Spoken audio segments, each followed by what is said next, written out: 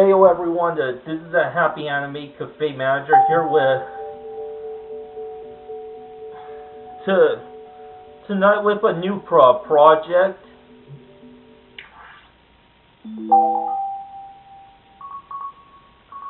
So I decided to do another Let's Play project.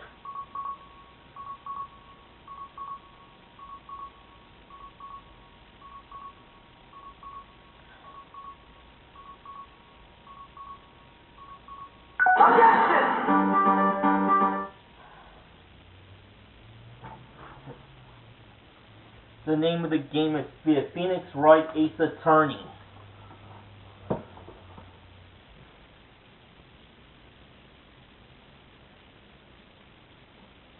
Capcom.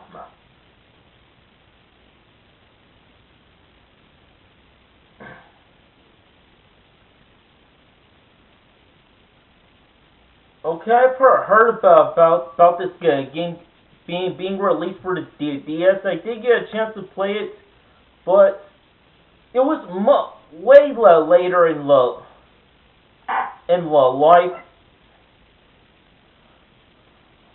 So it was shortly after I watched the live action movie, which is titled Ace Attorney. Yeah, at the second annual AM Squared. So, buying this game off from the virtual console cost me about 1,000 Wii points, so that's like $10. Buying episode 5 is costs about 100 Wii points, so yeah, Rise from the Ashes. So I'm like paying $1 for downloadable content. So this is like Nintendo's earlier period of the DLC.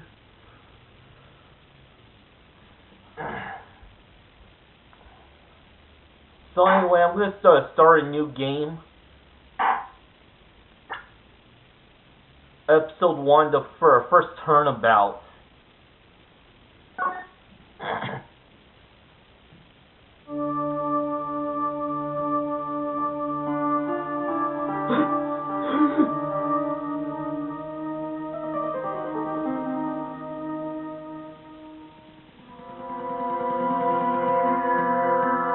Damn it! Why me?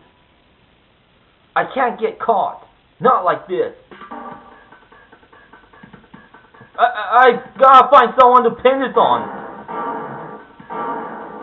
Someone like him. I'll make it look like he did it.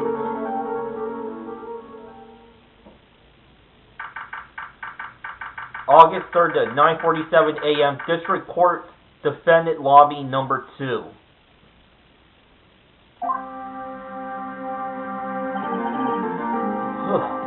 Boy, am I nervous. Right. Oh, hiya, Chief. Phew. I'm glad I made it on time. Well, I have to say, Phoenix, I'm impressed. Not everyone takes on a murder trial right off the bat like this. It says a lot about you, and your client as well. Thanks. Actually, it's because I owe him a favor. A favor? You mean you knew the defendant before this case? Yes. Actually, I kind of owe my current job to him. He's one of the reasons I became an attorney. Well, that's news to me. I want to help him out any way I can. I just really want to help him. I owe him that much. It's over. My life. Everything. It's all over. Isn't that your friend? Isn't that your client screaming over there? Yeah. That's him. Death, despair. Oh! I'm gonna do it. I'm gonna die. It sounds like he wants to die. Yeah.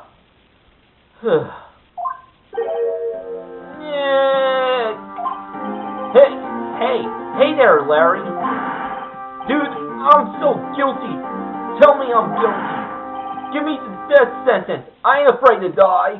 What? What's wrong, Larry? Oh, it's all over. I'm finished. Finished. I can't live in a world without her. I can't. Who took her away from me? Nick. Who did this? Oh, Nick, you gotta tell me.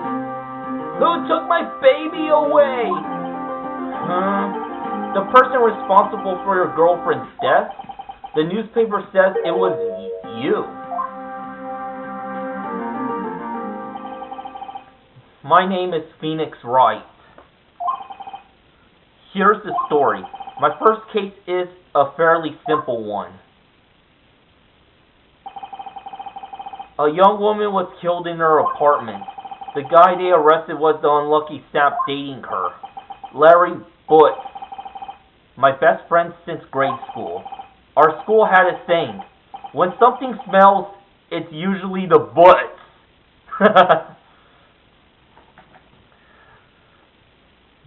That's actually a good pun. In the 23 years I've known him, it's usually been true. He has a knack for getting himself in trouble. One thing I could say though, it's usually not his fault. He just has terrible luck. But I know better than anyone that he's a good guy at heart. And that I owe him one. Which is why I took the case. To clear his name.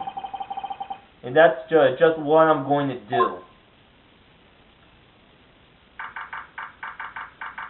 August 3rd, 10 a.m. District Courtroom number 2.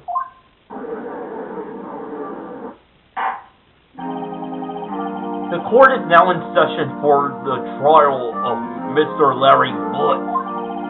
The prosecution is ready, Your Honor. The defense is ready, Your Honor. Mr. Wright, this is your first trial, is it not? Yes, Your Honor. I'm, a little nervous. Your conduct during this trial will decide the fate of your client. Murder is a serious charge. For your client's sake, I hope you can control your nerves. Thank you, Your Honor. Mr. Wright, given the circumstances, I think we should have a test to ascertain your readiness. Yes, Your Honor. Hands shaking, eyesight fading. The test will consist of a few simple questions. Answer them clearly and concisely. Please state the name of the defendant in this case.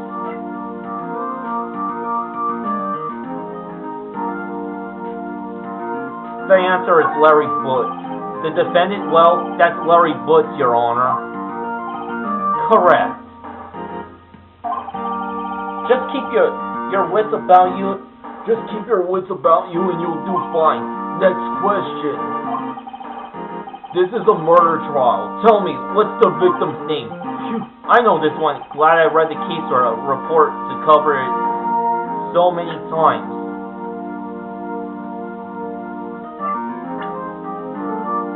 Anyway, I didn't know what button to press on the Wiimote when it comes to this kind of thing. Well, once I looked at the instructions, I thought I'm supposed to press up on the D-pad, but I'm really supposed to press plus. Just to go over the evidence and profiles. So anyway, for this case, we have Mia Fay, age 27, female, chief attorney at Fay & Company, my boss and a very good defense attorney.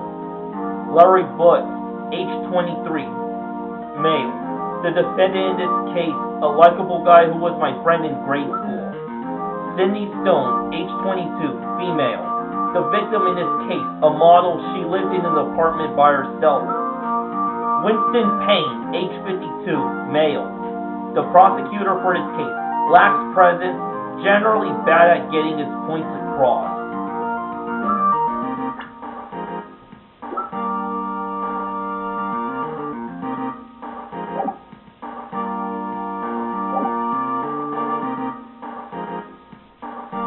I know this one. I'm glad I read the case report to cover it so many times. I didn't really have to do that. I just know who it was. Wait, uh-oh. No way. I forgot. I'm drawing a total blank here. Phoenix, are you absolutely sure you're up to this? You don't even know the victim's name? Oh, the victim. Of course. I know the victim's name. I just forgot. Temporarily. I think I feel a migraine coming on.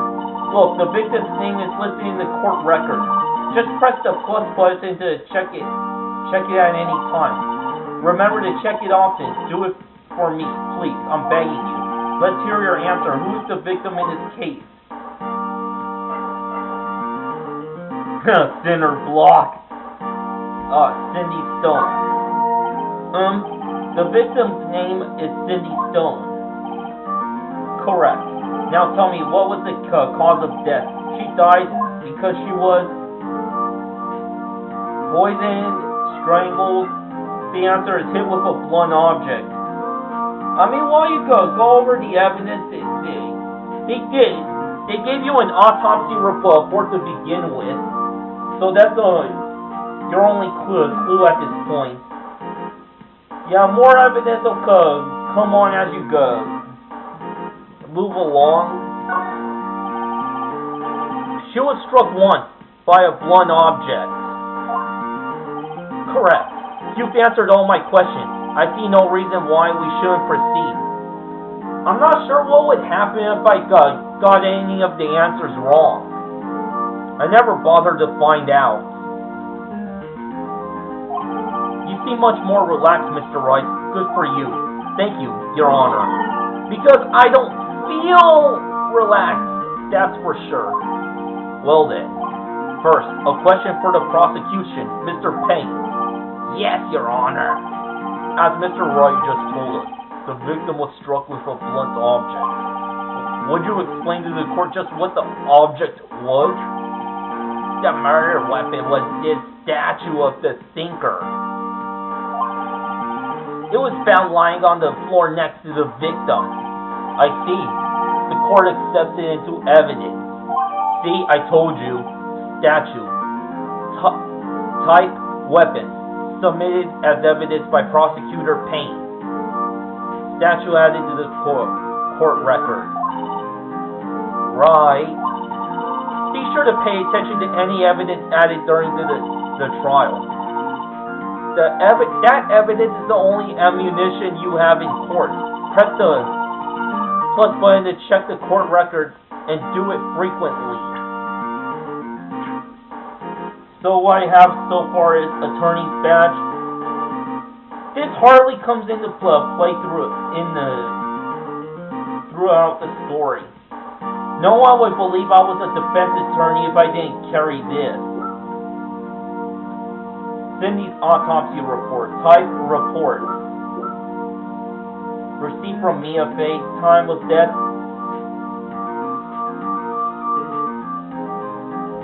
July 31st. In between the hours of 4 through 5 p.m. Cause of death. Loss of blood due to blunt trauma.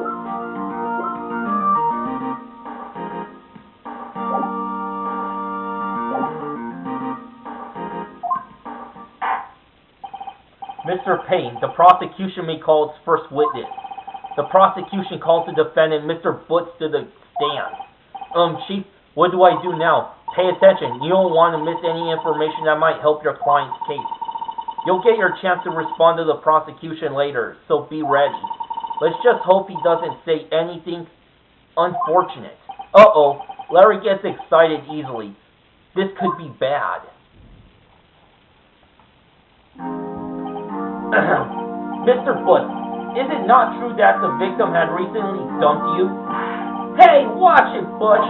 We were great together. We were Romeo and Juliet, Cleopatra and Mark Anthony. What? Didn't they all die? I wasn't dumped. She just wasn't taking my phone calls or seeing me. Ever. What's it to you anyway? Mr. Butts, What you described is generally what we mean by dumb. In fact, she had completely abandoned you and was seeing other men. She had just returned from overseas with one of them the day before the murder. What do you mean, one of them? Lies! All of it! Lies! I don't believe a word of it. Your Honor, the victim's passport. According to this, she was in Paris until the day before she died. Passport, type evidence, submitted as evidence by Prosecutor Payne. Passport added to the court record. Indeed, she appears to have returned the day before the murder. Dude, no way! The victim was a model, but did not have a large income. It appears that she had several sugar daddies. Daddies? Sugar? Yes, older men who gave her money and gifts. She took their money and used it to support her lifestyle. Dude! We could clearly see what kind of woman this Miss Stone was. Tell me, Mr. Bush, what do you think of her now? Right? I don't think you want him to answer that question. Yeah, Larry has a way of running his mouth in all the wrong directions. Should I?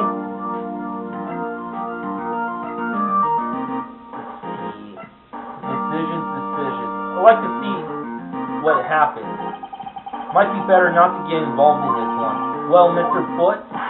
Dude, no way! That cheating she-dog! I'm gonna die! I'm just gonna drop dead! Yeah, when I meet her in the afterlife, I'm going to get to the bottom of this. Let's continue with the trial, shall we? I believe the accused's motive is clear to everyone. Yes, quite. Oh boy, this is so not looking good. Next question. You went to the victim's apartment on the day of the murder, did you not? No. Well, did you or did you not? Well, maybe I did and maybe I didn't. Uh-oh, he went. What do I do now? Have him answer honestly or stop him from answering? I know, I'll send him a signal. Tell the truth. Yeah, I was there. I went.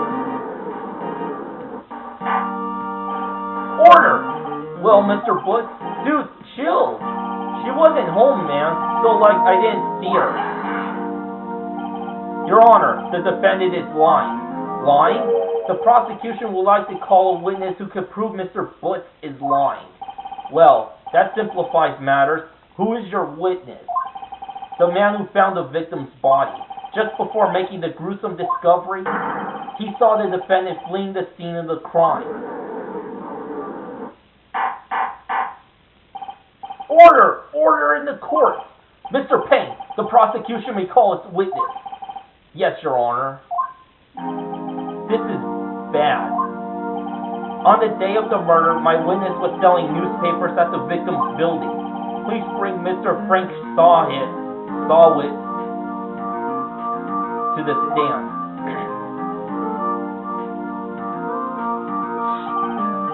Mr. Sawit, you sell newspaper subscriptions to this.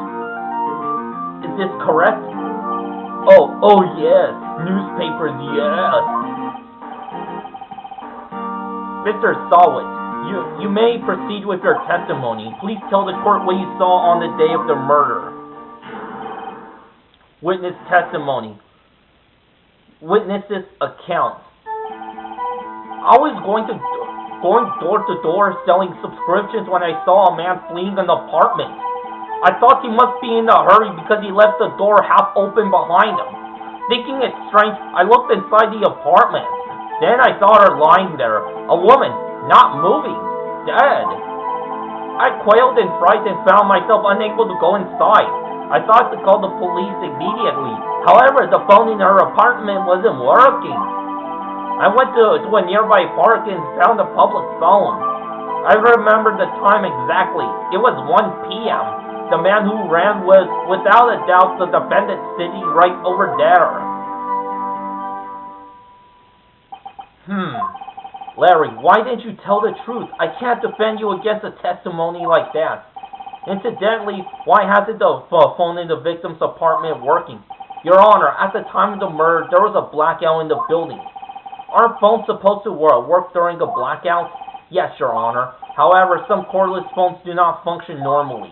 The phone that Mr. Sawit used was one of those. Your Honor, I have a record of the blackout for your perusal. Blackout record. Type document. Submitted as evidence by Prosecutor Payne. Blackout record added to the court record. Now, Mr. Wright. Yes. Yes. Your Honor. You may begin your cross-examination. Cross-examination, Your Honor. Alright, Mr. Wright. This is it. The real deal. What exactly am I supposed to do? Why? You exposed the lies in the testimony the witness just gave. Lied? What? He was lying? Your client is innocent, right? Then that witness must have lied in his testimony. Or is your client really guilty? How do I prove he's not? You hold the key. It's in the evidence. Compare the witness's testimony to the evidence at hand. There's bound to be a contradiction in there. First, find the contradictions between the court record and the witness's testimony. Then, once you've found the contradicting evidence, present it and rub it in the witness's face. Okay?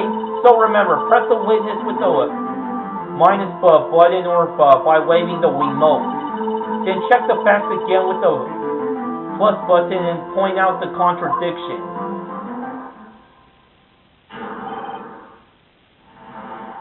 Alright, cross-examination of the witness's account. I was going door to door selling the newspapers when I saw a man fleeing the apartment. You see those five bluish-purple question marks on the upper right hand of the screen? Well, those markers are supposed to represent the chances you have. You lose one if you get a penalty.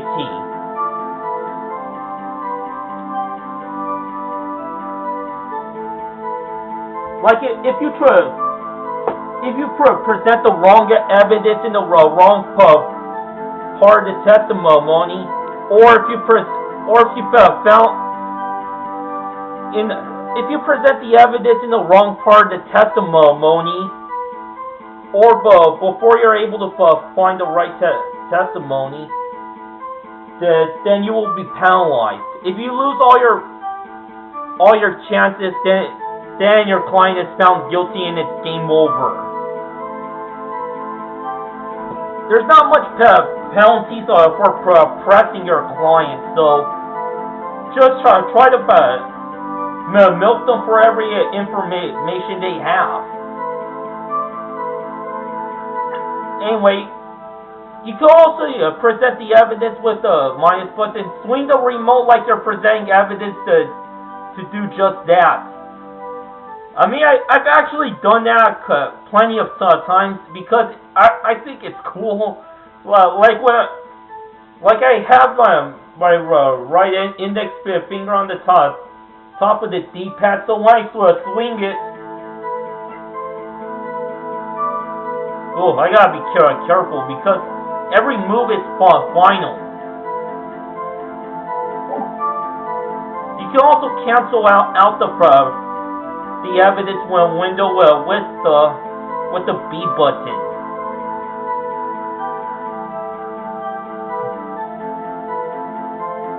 So don't present. I suggest not to present evidence until you get all your facts straight.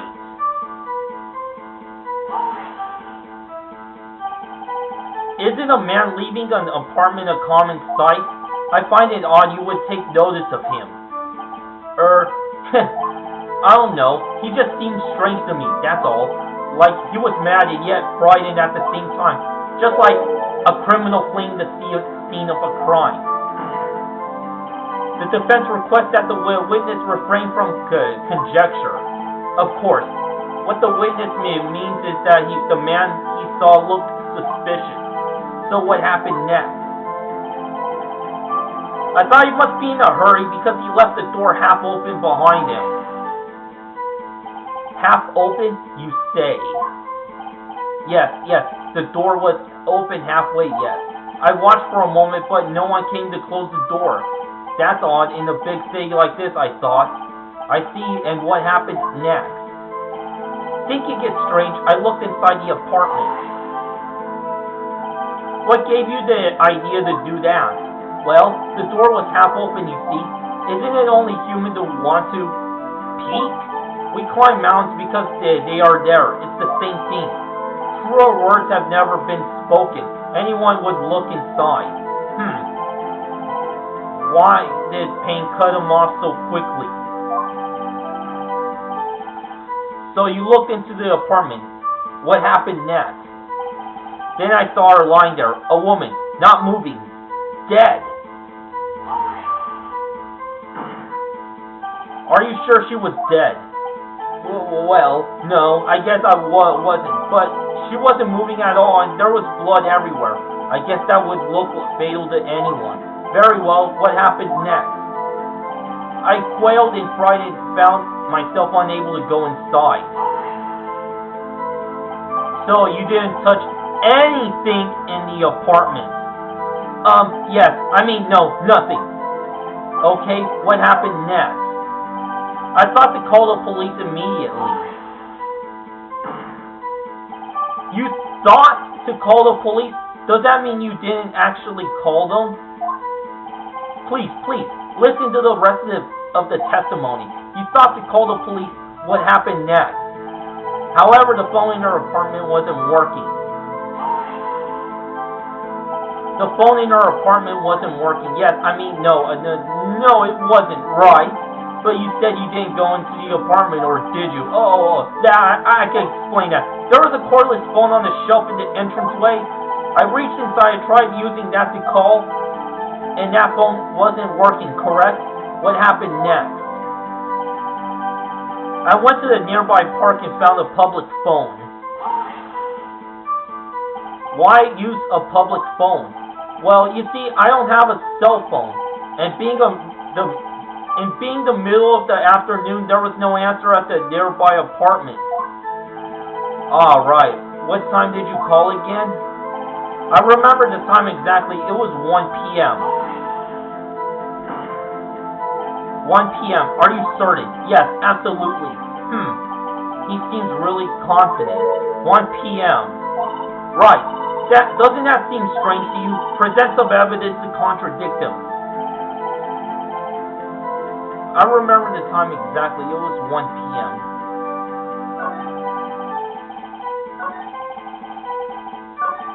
The man who ran was without a doubt the defendant sitting right over there. Okay, he says that the time he witnessed the murder was at 1 p.m. And look at the autopsy report. It says the time of the death was in between the hours of 4 to 5 p.m. Oh yeah, when I watched the live action Ace Attorney movie, everybody in the room who was watching that movie roared with cheer when Phoenix said, "You found the body at 1 p.m. You're sure?" Yes, it was 1 p.m. for certain. I don't have very much room on my camcorder, so this part will have to be divided into 2 parts. So thanks for watching. Until next time, to be continued, baby. So I'm gonna try doing one case a week, but I'm gonna make a couple of episodes. At least two or more per week. But I'm just gonna be consistent with one case. So anyway, I should finish this case by tonight's end. Anyway, to be continued, baby.